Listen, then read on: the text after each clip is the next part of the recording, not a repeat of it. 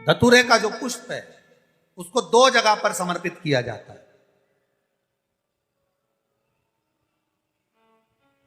दो जगह, एक धतूरे का पुष्प जहां भगवान शंकर का जल चढ़ाने जाते हो, पूजन करने जाते हो, स्मरण करने के लिए जाते हो, वहां अशोक सुंदरी वाली जगह पर धतूरे को,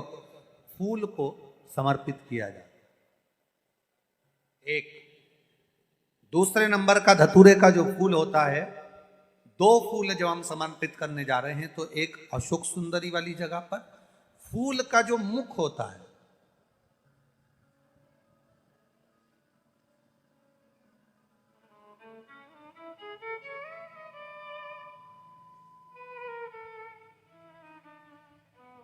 मान लो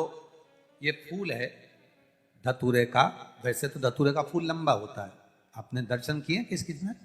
करे ना सबने दर्शन, धतूरे का फूल लंबा होता है। अब वो लंबा जो पुष्प है उसका जो खिला हुआ भाग है, जो खिला हुआ और पीछे की जो डंडी है, तो अशोक सुंदरी वाली जगह पर जब हम समर्पित करते हैं, अशोक सुंदरी वाली जगह पर जब हम उसको चढ़ाते हैं, तो जैसे ये शिवलिंग है और यहाँ सामने अशोक सुंदरी की जगह है, तो जो अशोक सुंदरी वाली जगह पर हम पुष्प समर्पित करते हैं तो खिला हुआ जो भाग है, जो खिला हुआ भाग है उसको इस तरह से रखते हैं कि शिवलिंग की ओर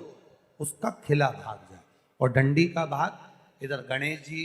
कार्तिकेय जी और 33 कोटि जो देवी देवता हैं उस ओर उसका भाग जाए, उसका भाग ऐसा समर्पित। एक दूसरा, शिवलिंग पर जब हम धतूरे का पुष्प समर्पित करते हैं, शिवलिंग पर जब हम धतूरे का पुष्प समर्पित करते हैं तो उस फूल का खिला हुआ जो भाग होता है उसका मुख हमारी ओर होना चाहिए, अर्थात डंडी का मुख जब शिवलिंग पर चढ़ाएंगे तो डंडी का मुख उधर हो और खिला हुआ भाग हमारी ओर। बहुत अंतर है महाराज, जैसे बेलपत्री चढ़ाते हैं तो बेलपत्री चढ़ाते समय डंडी का मुख अपने ओर कर लेते, पत्तियों का मुख उधर कर, तो खिला हुआ जो भाग है वो हम अपनी ओर रख लेते हैं। अब कनेर का पुष्प इससे विपरीत में चलता है, कनेर का जो पुष्प होता है उसकी डंडी का मुख हम अपनी ओर रख लेते हैं और खिला हुआ भाग महादेव की ओर कर देते हैं, वो थोड़ा विपरीत हो जाता है। तो शिव तत्व कह रहा है, भगवान शंकर का संवाद कर रहा है, शिव महापुराण की कथा कर रही है। दो स्थान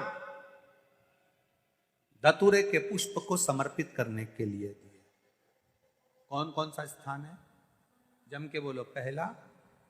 जम के बोलो, अशोक सुंदरी के स्थान पर खिला हुआ भाग कहां होना चाहिए, महादेव की और डंडी का भाग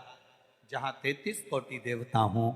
गणेश जी, कार्तिकेय हों, उस ओर, और दूसरा देवाधिदेव महादेव के शीश